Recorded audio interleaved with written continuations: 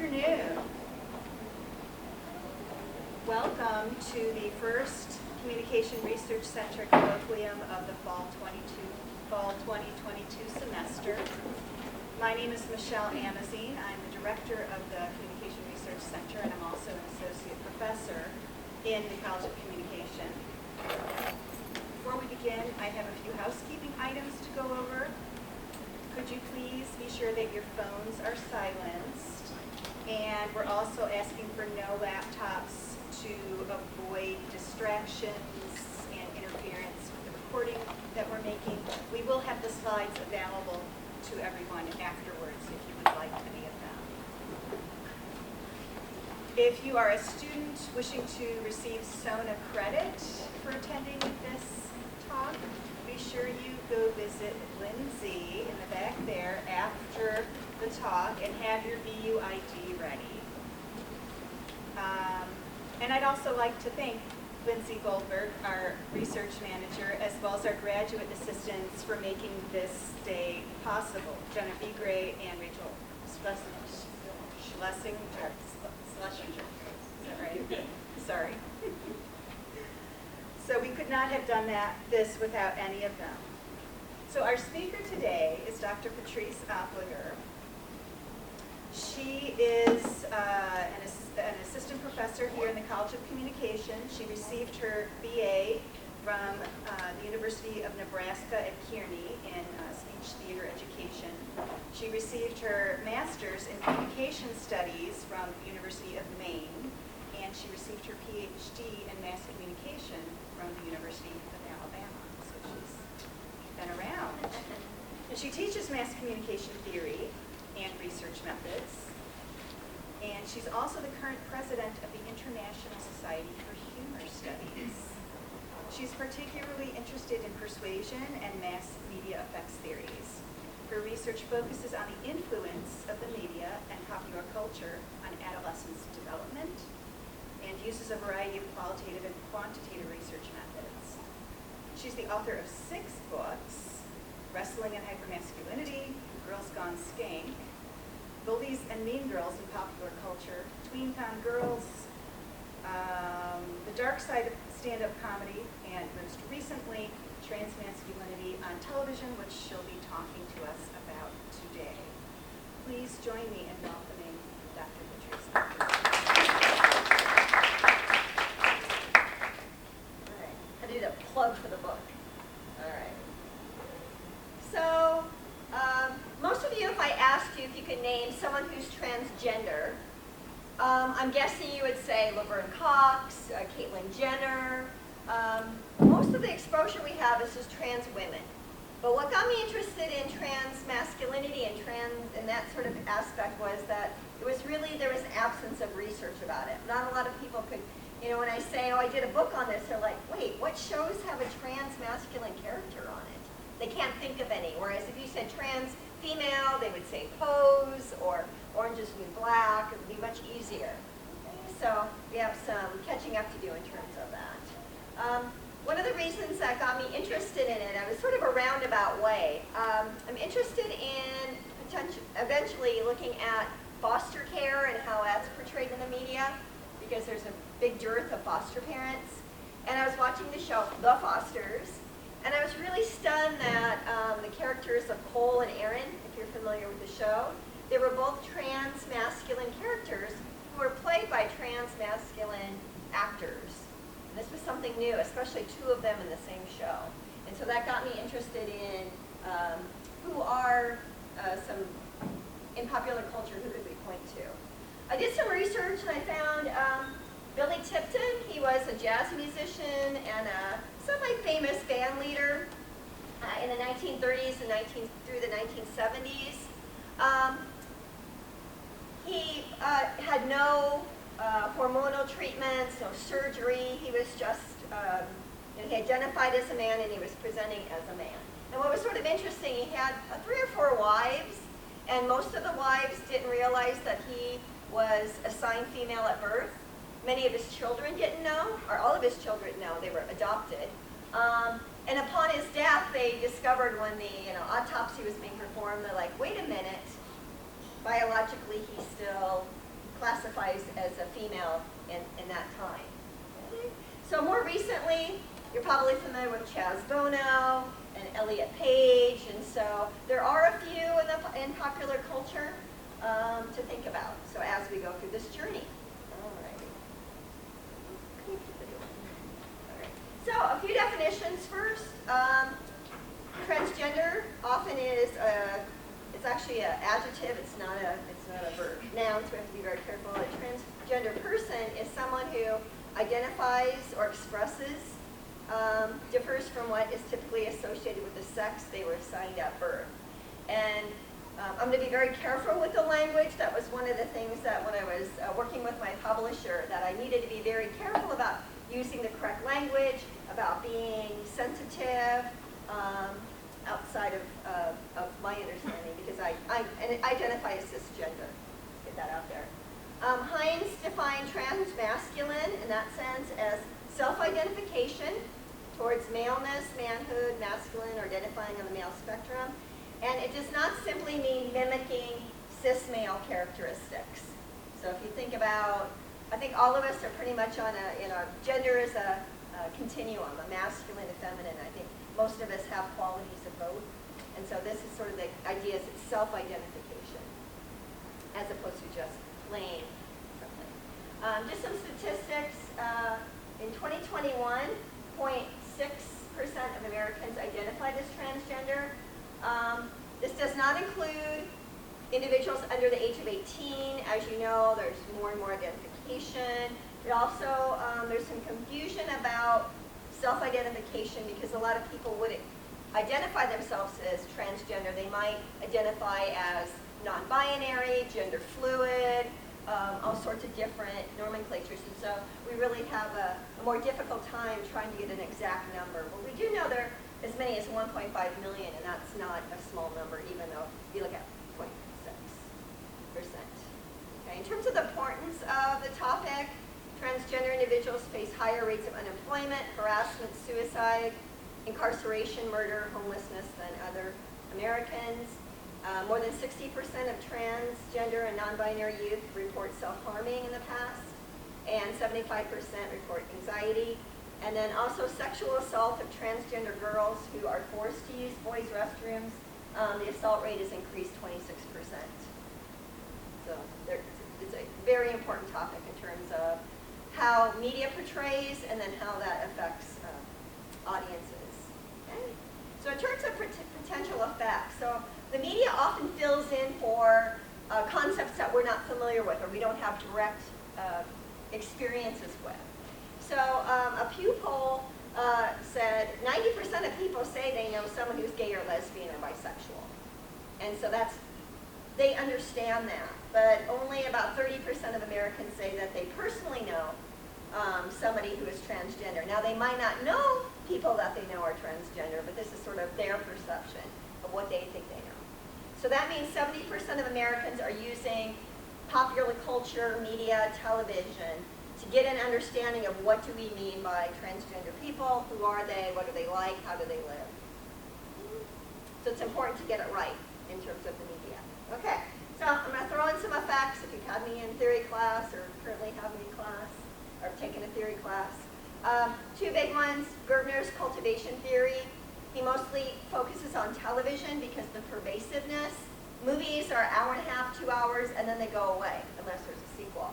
But television, there can be multiple episodes over multiple seasons, and so it has he claimed that there was more of an impact. Cultivation talks about a TV reality, creating a reality, normalizing certain behaviors, so that's really important to think about. He also talks about symbolic annihilation, that if there's an absence of someone, if there's an absence of trans male characters, it's symbolic annihilation in the sense that they don't exist. They're not important enough to deserve a space in the popular culture. I also looked at single episodes versus multiple episode characters, because the single episode trans characters are often on Law and Order SUV, or they plopped into somewhere to make a big statement or cause a big confusion. So I steered away from single episodes because I'll show you a statistic in a minute about how poorly they're portrayed. So I made sure that there were multiple episodes. They had to be in at least 3 episodes of a series and have a significant contribution to the plot line or interaction with other people. So I made sure that I'm just looking at those characters, because that, in that sense, that gives people a longer, more nuanced understanding of these characters. Secondly, Bandura's social learning theory, that people learn vicariously by watching on TV.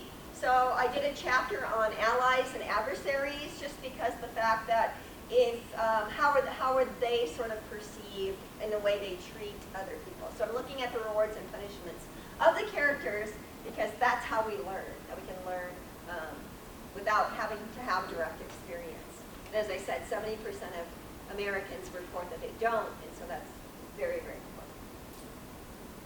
Alrighty, so I'm going to do a little bit of film first, just to give you sort of a sense of popular culture. So in terms of these films, they're really more cross-dressing. Some people would say, oh yeah, these films, they're transgender. Like, no, not according to the definitions. These are cross-dressing for a purpose, okay? So Barbra Streisand in Yentl, she was dressed as a male because she wanted to be able to study the Torah and wasn't able to, only men were. Gwyneth Paltrow in Shakespeare in Love, she wanted to act, and back then all the female parts in Shakespeare plays were played by males. And then Albert Nobbs, so Glenn Close was playing a character who was running away from his past, her past, in order to, and so they all had reasons why, and so they did not identify as men, they were dressing as men to get something, okay? Then there's a whole genre of comedy and farces using transgender, sort of cross-dressing, I shouldn't say transgender, cross-dressing. I know you're familiar with a lot of the female cross-dressing, Mrs. Doubtfire, Tootsie, you know, oh, isn't that funny, they put boobs on her and a dress and a wig, that's not funny. You know, Mrs. Doubtfire's boobs start on fire, and ha ha ha. Anyway, so these are sort of the opposite side, these are the cross-dressing. And so there was a 1982 Victor Victoria. So Julie Andrews was a down and out, struggling actress. So they came up with a gimmick. She was going to pretend she was a man who was a female impersonator. So it was sort of like a twist. So that's her dressed as a man, and then that's her as a female impersonator. So it's a double twist. And then, you know, there's some teen coms, just one of the guys, she's the man. And again, all, you know, just one of the guys, she wanted to do an undercover report about gender discrimination. The main character, and she's the man, wanted to play on a soccer team after the girls' soccer team disbanded. She wanted to play on the boys' team, so she pretended she was her brother. But again, it's sort of that kind of thing. And the comedy stems from misunderstandings, especially, I think in every single one of these instances, there's a female romantic interest. And there's also the idea that there's also a lot of times male interest. So in a lot of these, a male is interested, and oh my gosh, they think they're gay because they're attracted to this person who they think is a male, and oh surprise, the big reveal. In almost every reveal, she shows her breasts to prove to the male that she's actually a woman and that he's not gay, and then they can actually have a romantic relationship.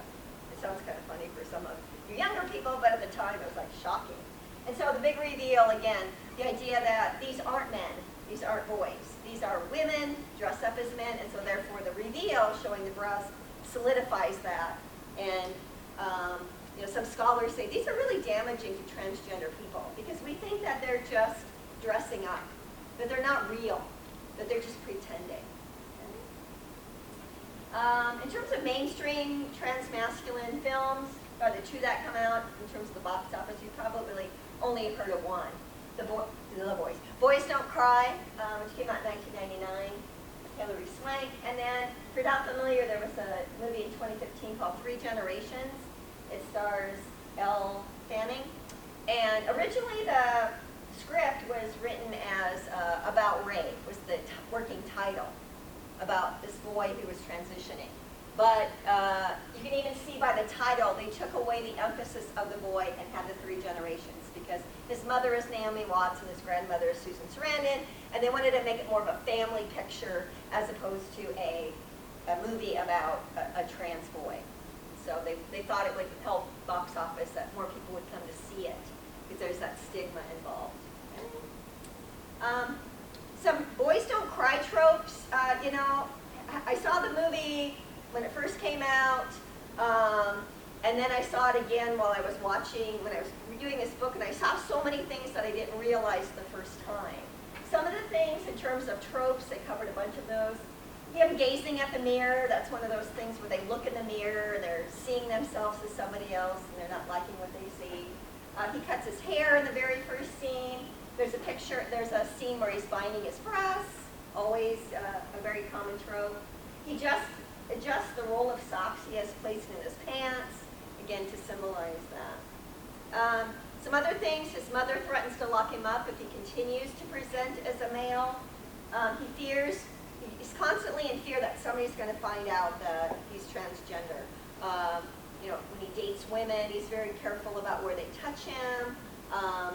There's a scene where he gets his period and he has to, go to a store and actually buy tampons, and then he doesn't know where to put the wrappings. He hides it underneath the mattress. There's a big scene. The big reveal is the 2 male characters pull down his pants, just as, again, so to reveal his sex assigned at birth. And then finally, victimization, that he's raped and later murdered. It is based on a true story, but we have to be very careful that we're not constantly showing transgender people either as victims or perpetrators, which often happens on crime shows when there's just a single appearance. Just taking a step back, I talked about a lot of films. What's sort of interesting is all the awards. So Barbra Streisand got Best Director for Yentl. Julie Andrews got a Golden Globe for Best Actress for Victor Victoria. Gwyneth Paltrow, Oscar for Shakespeare in Love. Glenn Close, Best Actress nomination for Albert Nobbs. And Hilary Swank won Best Actress for Boys Don't Cry. And so you see there's a lot of reward for playing a transgender character, playing somebody with the opposite sex assignment. Okay? I just want to show you this picture. There has been a lot of some interesting analysis about award shows. And so this is Hilary Swank getting her award for Best Actress. This is Jared Leto, who won Best Supporting Actor for Dallas Buyers Club, where he plays a transgender woman. And one thing that they notice is, can you notice anything about the presentation? How are they presenting themselves? Yeah. Well, yeah, I think her hair is still short from the movie. But look how hyper feminine she is. She's got a strapless dress on. She's got lots of makeup, big chunky jewelry. Look at Jared Leto. Again, very masculine with a beard. And just this idea, and so there was interesting analysis about how they had to distance themselves from those roles they played to solidify that, no, I'm a woman, I'm really not a man, I'm not a woman, I'm a man, sort of a scenario. And so I thought that was an interesting aspect of that. But let's get on to the TV stuff. Okay, TV portrayals. Here we go. So the goal is to explore long-form storytelling so that people get a better sense of how trans people feel, live, experience life. In terms of the one-time appearances, GLAAD did a study between 2002 and 2012. They found that transgender characters were killers or villains in 21% of the episodes, and victims in at least 40%. So collectively, 61% of trans characters were either victims or perpetrators. And so again, that was in a time when there was just this one appearance sorts of scenarios with your Law and Order CISs. Okay. When I did look into my book, there is a chapter looking at reality shows, talk shows. Talk shows, they would have a transgender person on as though they were like this lab rat, and they were sort of like, oh my gosh, tell us about yourself. And even Oprah was sort of like, back in the day when she had a trans woman on that was a medical doctor, and she was just aghast, and it was just very surprising. Docu shows like I Am jazz. And Caitlyn Jenner have a show for, I think I Am Caitlyn. There seems to be a trend. So there are lots of docu-shows that follow them, their progressions. And then competition shows, there's been, you might know, on RuPaul's Drag Race. Who's he was like the third runner-up. Oh, nobody? Oh my gosh. It'll come to me. All right. So anyway, but because they only appear generally in one instance, 1 or 2 episodes, I did not include them in the analysis. So my sample came down to, again, it had to be in at least 3 episodes or more. And so I found 44 characters from 38 different series. Now, initially when I started this book 2 or 3 years ago, I had 5 characters. And as I explored and Googled and got recommendations and digged a little bit deeper and I followed certain actors around, I came up with 44. So I do have a sheet of, if you want to come and take a picture of it or something afterwards, you can take a look at it. So it has the year, the name of the actor, and the shows, if you're interested in who those 44 characters are. I'll be talking about some of them. All right, made some snappy charts today, some pie charts, okay, just for you. So I separated them between dramas and comedies. So dramas, there were a lot of crime or legal shows like Lone Star 911, and then hospital medical rescue shows. That's your Grey's Anatomy or other types of shows. Oh, wait, that's Lone Star 911. Okay, never mind. All right, and then speculative fiction. So a lot of the Star Trek reboots. There were 6 of those. And then comedies, comedy dramas, musicals, and some traditional sitcoms, and other sorts of shows. And so you can see that 70% were dramas and 30% were. I don't think we can say too much about the differentiation because there are significantly more dramas out there. But what was kind of interesting to me was that there are 30% of comedies. And so you think about how is that treated? How is transgender treated as a comedy? Are they the object? And what I found was they're almost never the object of the humor. We might laugh at the ignorant people who don't understand the transgender characters, but usually they're very sensitive when it comes to not laughing at or using them as caricatures. In terms of shows by platform, people have asked me, like, where did you find all these shows? They're really spread out. So I looked at broadcast networks, and the top ones, Fox and NBC, each had 3 shows with 3 characters. ABC had 2 shows with 3 characters. That means that Grey's Anatomy had 2 different characters. And so one was transgender and one was non-binary, if you're watching. In terms of cable and premium, Freeform had 4 shows with a total of 6 characters. Showtime had 6 shows with a total of 7 characters. And then finally Netflix was far and away the most with 8 shows with 9 characters. I think Hulu was next with maybe only 2 or 3 shows. So it did spread out across there. In terms of characters by age, I thought this was interesting because youth was 9%. The youngest character was 5 or 6 years old. And he's also transgender. He's a trans male in real life as well. That show only lasted a year, unfortunately. But hopefully we'll see more of him in terms of acting. In terms of the biggest group, clearly was teens or individuals in college. That was almost 48%. And that makes sense because that's a time of transition anyway. You're still reliant on your parents, and so there was some drama involved there in telling the parents and that sort of thing. In your 20s, it was 18%, and I was surprised 30s and 40s, 25%. I wasn't expecting there to be older transgender characters. I guess maybe things like Transparent, where you have a man and you have a woman in her 60s who transition. Okay. All right. In terms of race and ethnicity, not too bad. It was about 23% people of color versus Caucasian. The 10 non-white characters presented in my sample were played by 6 non-white actors. So Brian Michael Smith played in 3 different, he's African American, he played in 3 different shows. And then Garcia, who's Latino, played in 2 different shows. So sometimes you have to follow the actor to find the shows. So I thought that was, I mean, voice could be better, but at least I think there was some representation.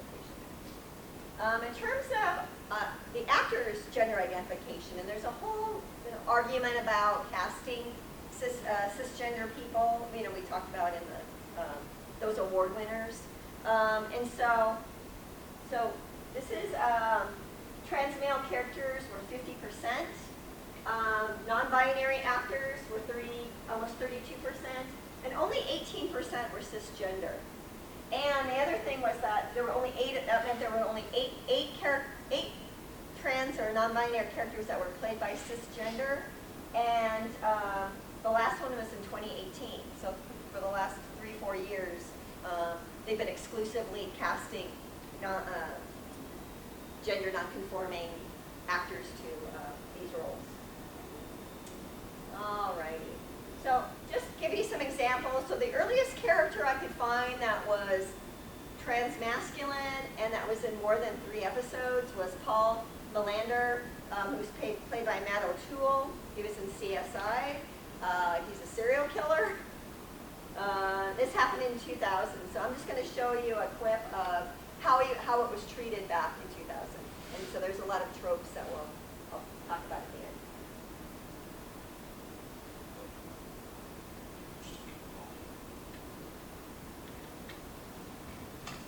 They told my parents I had an endocrinic ambiguity. My chromosomes said female, but my body wasn't as sure. The doctors told my parents to raise me as they saw fit. Unfortunately, they disagreed.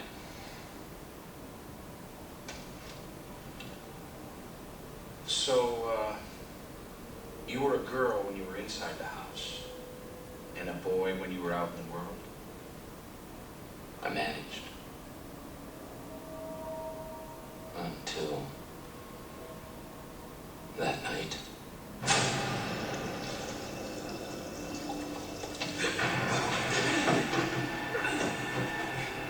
That's his father being murdered.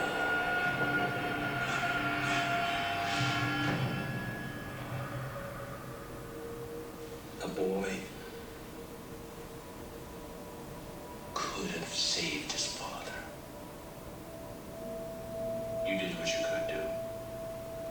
You testified against them. You see the man who killed your father in this courtroom?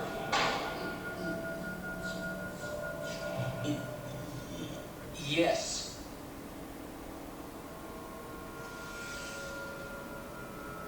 They went free. And you started to identify with the aggressors. Okay, so he becomes a serial killer because of that. But it really mushes things up. You don't see a lot of these portrayals today. This was a very early portrayal that he was intersex, and so the doctor told the parents, well, you pick one. And he found that, this whole expression, you were a girl in the house and a boy outside, people in the transgender community would reject that because you're not just one in one place and one in the other. You're just who you are. Okay? Also, the idea of trauma. He witnesses his father being murdered, and he thinks, oh, if I was a boy, I could have prevented it. And so this trauma sort of plays into his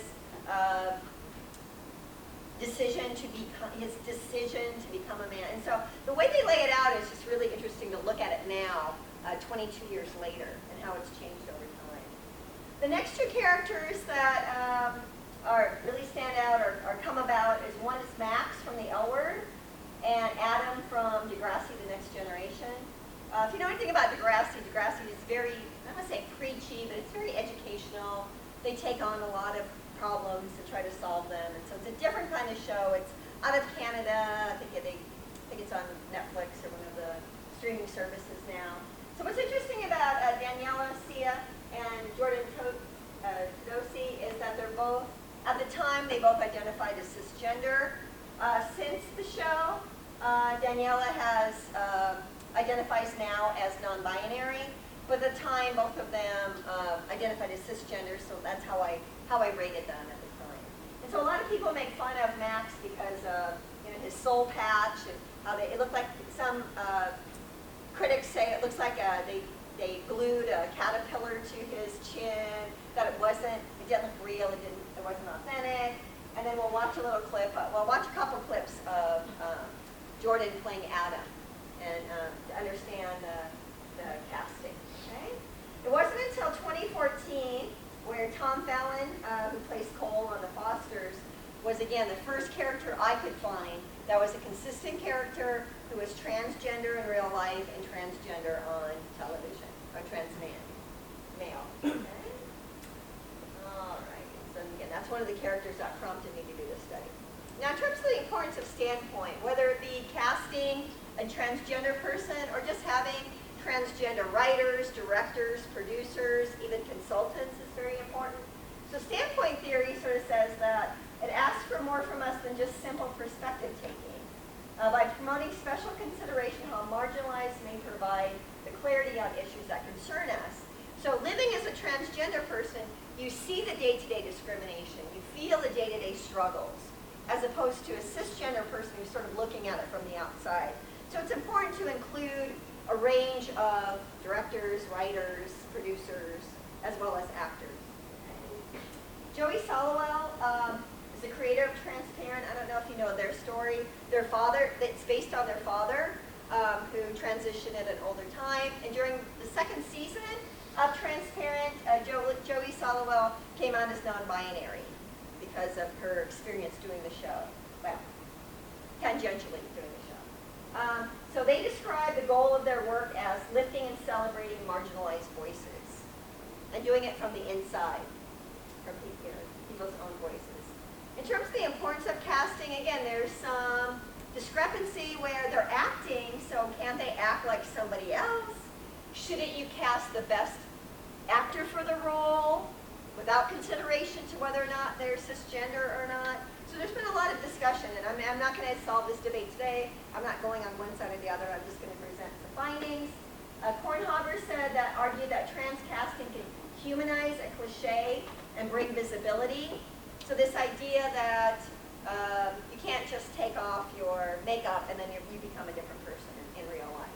One thing that I really noticed that they do a lot of was that a lot of the trans male actors will actually remove their shirt and then their chest masculinization surgery scars are showing. And so you couldn't do that if you cast a cisgender actor to play the role. So it gives it some authenticity that they're going through the process, regardless if they do change their bodies with surgery or not. Okay. Trace Lizette, who's a transgender actress on Transparent, tweeted, "Not only do you play us, you steal our narrative and our opportunity, but you pat yourself on the back with trophies and accolades for mimicking what we have lived." And so she's really going after the Hilary Swanks and the Jordan Letos for you're stealing our roles because you normally don't get cast as cisgender people. And then you're getting awards for it, whereas you were sort of degrading what we do because who we are because you're acting in it, you're just playing in it.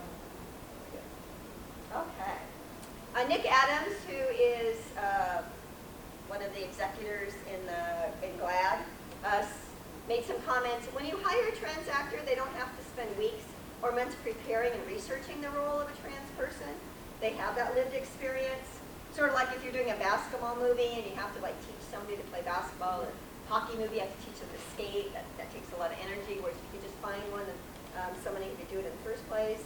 Adams goes on, they can walk in the door on day one ready to deliver an authentic, nuanced performance. And again, there's some pushback against this idea of authenticity.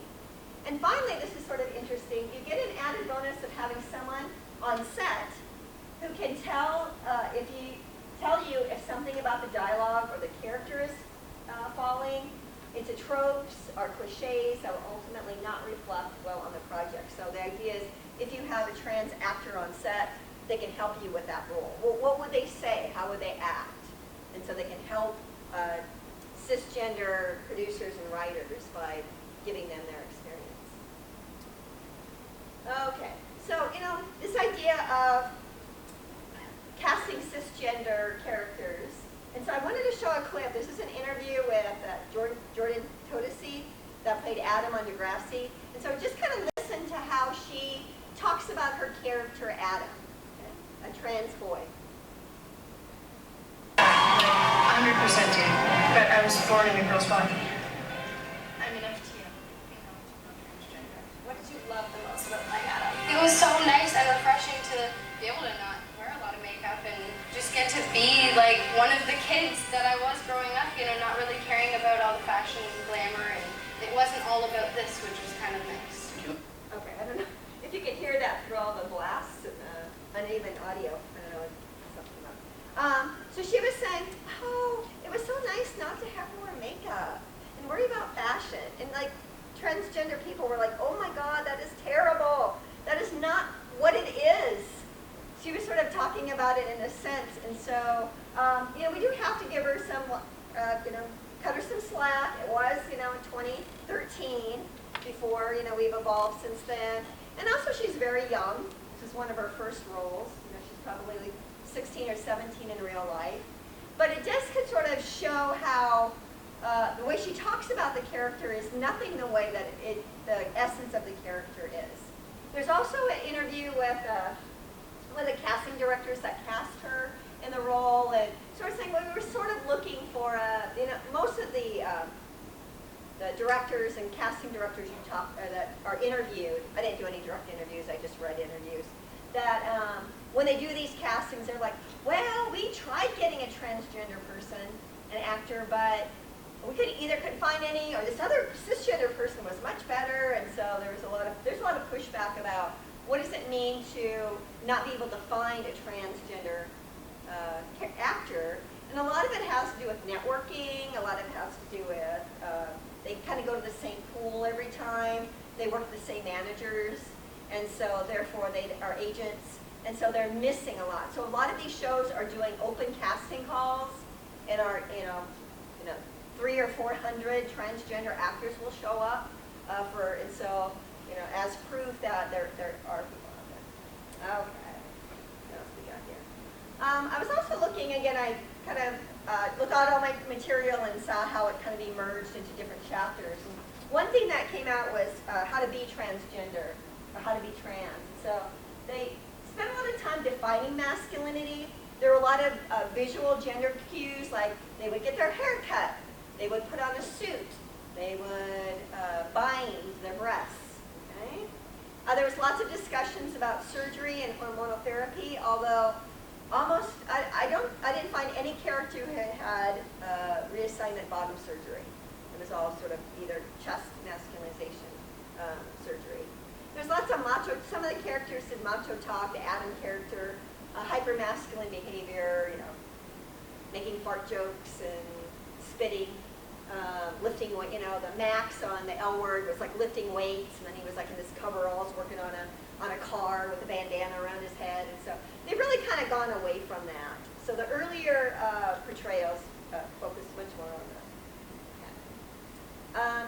Another focus was on names and pronouns, and when I initially put the proposal out for the book, one of the reviewers was very critical that I had talked a lot about pronouns and names. But I want to defend myself and say it just seems very important on the shows that that's how they identify. It's how, and so McElroy and Craig argue that shared vocabulary can create a community, that there's social affirmation in using the correct terminology and pronouns. And so it wasn't really me using pronouns as much as the shows reiterate names and pronouns and the correct people. One of the most recent examples I saw was, what's her name, Kai on Grey's Anatomy. And what was interesting about her character was, what was interesting about their character was when they were introduced, they were just introduced as a technician or a researcher. And one of the other characters said, oh my gosh, I love their work, and then started using the they pronoun, which was a cue to audiences that, oh, this character is non-binary. And they didn't have to go through all the agonizing backstories and things that they had to in the past. So I see that as a sign of expansion and of progress. All right. In terms of trans narrative, they go through the identifying, coming to terms with who they are, how they're expressing themselves. Again, anybody watch Sex Education? The two, non-binary, one of them help the other with binding, because if your binding is too tight, it can be harmful, and so kind of giving help to one another for the expression part. Okay. There's lots of scenes of exposure and vulnerability, restrooms or gym, locker room scenes, the judicial system being afraid that you're going to get strip searched, legal documents that their birth certificate has their dead name on it, and they don't want to be identified as that, so then they can't get their Social Security card or green card in the workplace. And so I just want to show a little bit more of Adam on Degrassi, because again, Degrassi is very educational in terms of the way they go through the scene. So, I'm a guy, like 100% dude. But I was born in a girl's body. I'm an FTM, female to male transgender. I like girls. Since I'm a guy between the ears, that makes me straight. So what's interesting is all that language is gone. I'm straight between the ears, FTM is gone, female to male, because they argue that they were never female in the first place. Born in the wrong body is gone because the idea that they're the wrong body is judgmental, and so you can see a lot of changes over time. You can see she's self-harming. Here's the breast binding scene in the mirror. Remember we talked about that? When you look at me, do you see a boy or a girl? Struggles with her mother, accepting her.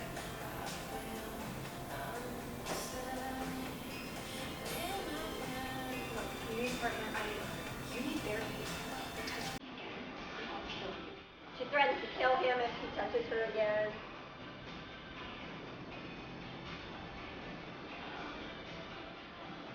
In this scene, she dresses as Gracie. Now, rarely do they ever use their dead names, but again, because she's a cis actress, she can go back and forth. So she's playing Gracie, her former self, for her grandmother, because her grandmother doesn't know, and her mother's afraid that her grandmother won't accept her, or won't accept him, and so therefore, so a whole bunch of different things. They show how he's outed at his locker.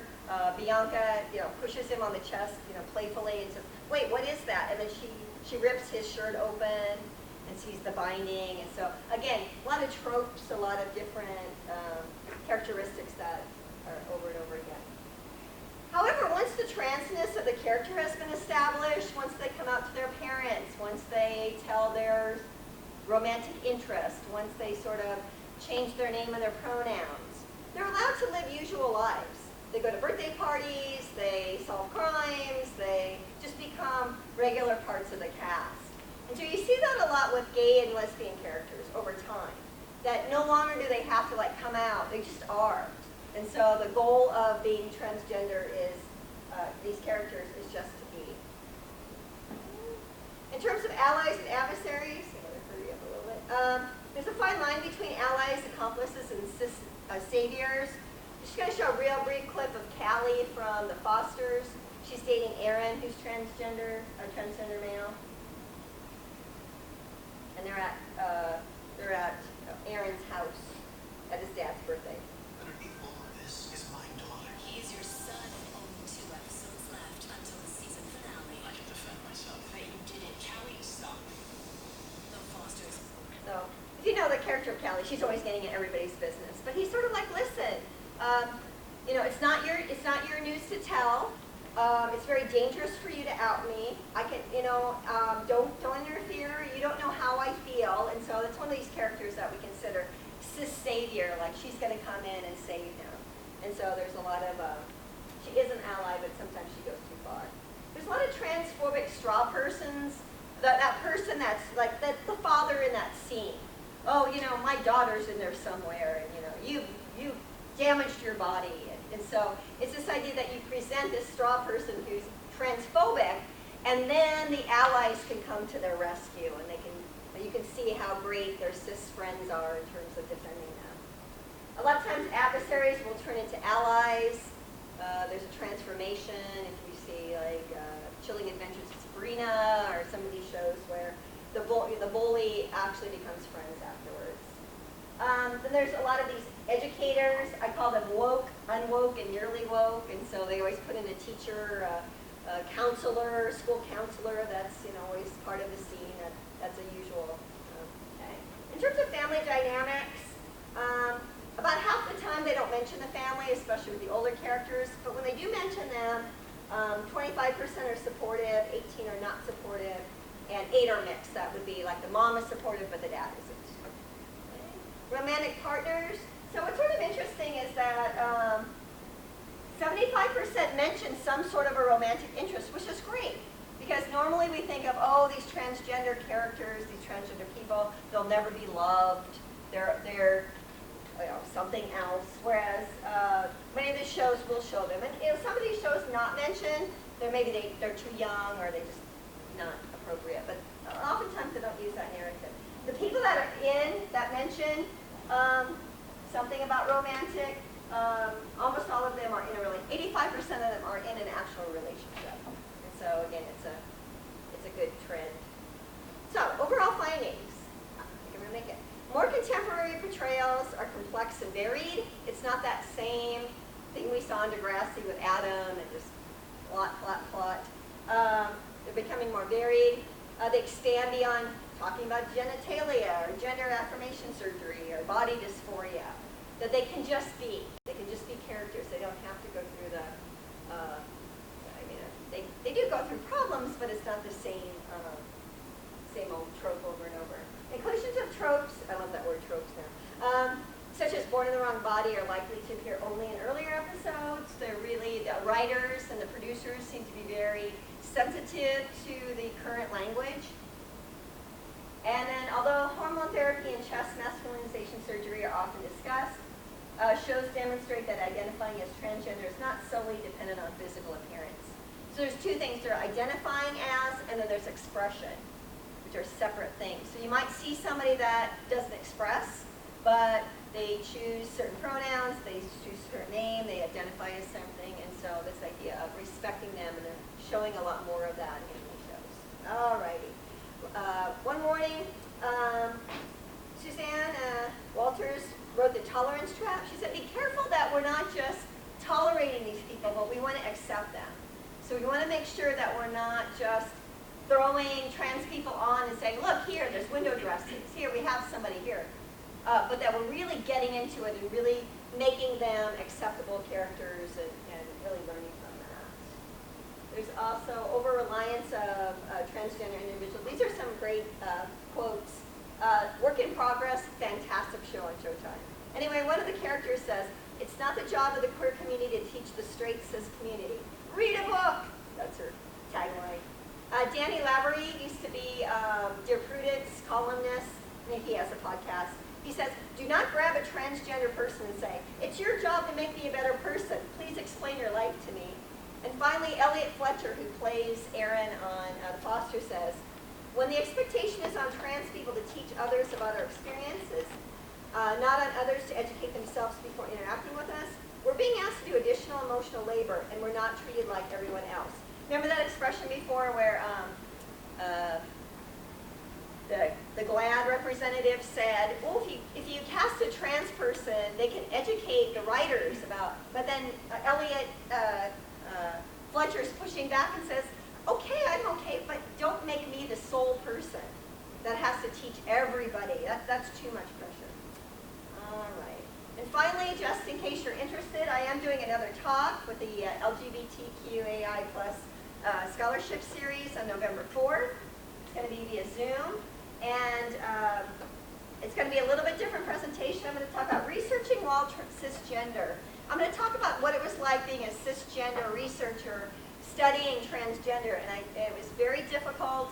I had to do a lot of reading and a lot of checking. I hired 2 trans male experts to read over everything I wrote to make sure I was being sensitive, I was using the right terminology, the right pronouns. So I'm going to follow up on that in an additional presentation if you're interested.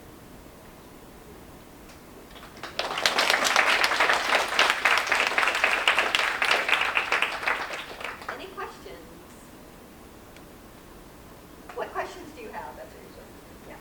Did you do any research on like the media, like news, for example, like Facebook? No. I'll put it on my list. Yeah, I had to draw the line somewhere. Yeah, as I was reading, there was some interesting articles about how they identified victims, and a lot of times newspaper reports will misgender the victim, or like even if you look at the Brendan Tina, who was the character in Boys Don't Cry, they'll call her Tina Brendan and refer to her as she in the news reports in the Omaha papers. But yeah, I would love to do everything, but I limited it to just TV, to just trans and non-binary characters. I was watching a show, and it was Laverne Cox was in the show, and she was playing a supporting character. Nothing was even mentioned. She was just a regular character in the show.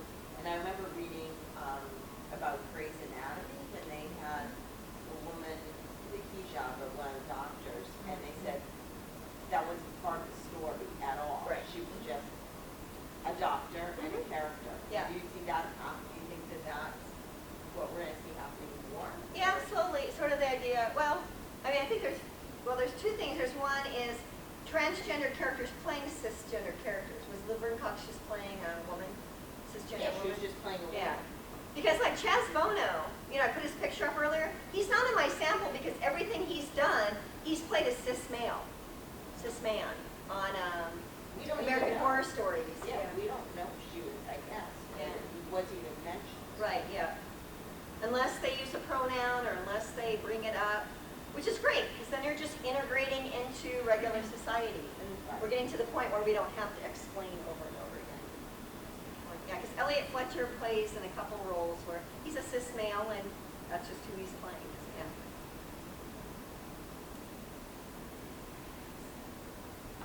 So early on, you had that example of 3 generations that you said it had a different. Yeah. Do you think that it's changed in terms of concerns about ratings and commercialism and how advertisers will respond, like the Motion Picture Association of America has some input on that versus television series that kind of and work less around broadcast? Yeah. Yeah, if you look at my list of characters, it does increase as we go along.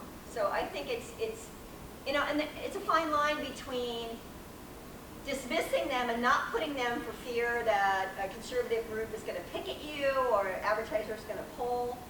And then the idea that, well, then we'll just pluck some in different spots and look how woke we are. We got a trans character on our show.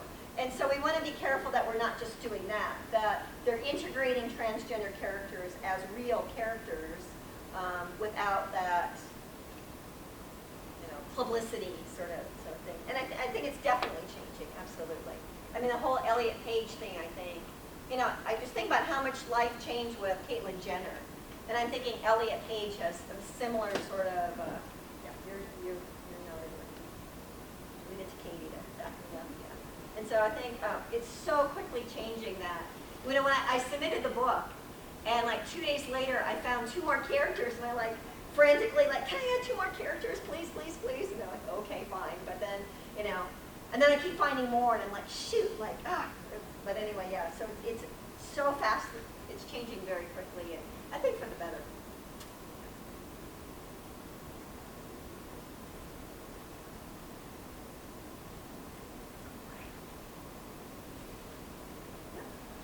Did you look at which age groups are watching these shows, or are there any kind of the audience pools, or is who the shows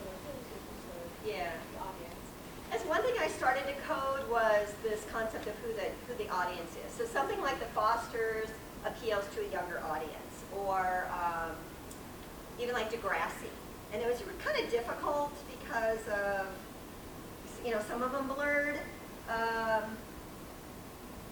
I think, a lot of them, like Sex Education has 2 non-binary, and I think at first maybe, but I didn't see enough that I kept going with it because I thought it was just sort of just, regular shows that were incorporated. And so I didn't really see. I was sort of seeing too that a lot of these shows that they're on don't make it past 1 season, but that could just be not because of their transness, but because of just the different shows. And maybe, the higher the higher ranking shows are willing to take a risk, whereas maybe some of the smaller projects on streaming services might be more. But again, I think that something like Grey's Anatomy, well, it's Shonda Rhimes, and Shonda Rhimes has always been a forefront in diverse casts, and so she has 2 in Grey's Anatomy and a couple of other shows that she has. But, so I thought maybe there would be I was with you, I thought there would be a trend, but I couldn't find one, so I kind of just stopped.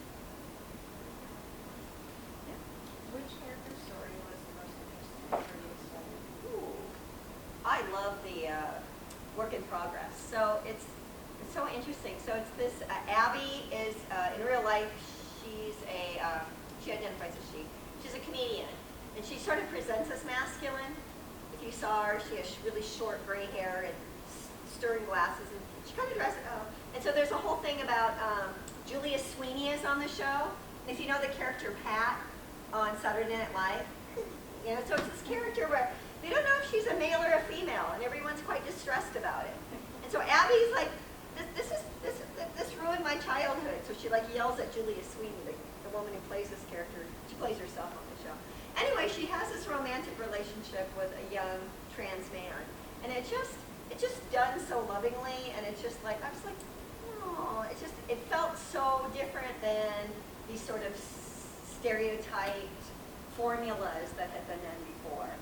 And so that had a good feeling. I'm trying to think some of the, now that I go back and watch The Atom, I kind of cringe a little bit the way they treated him. But it was 2010 to 2013, so that kind of slack.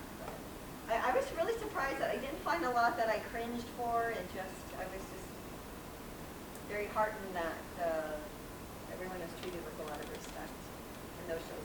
Now, continuing, if we look at all these transgender bills in the state legislature, there's over 200 and some bills in state legislatures about trans kids playing sports, about using the bathroom according to the gender that you identify with.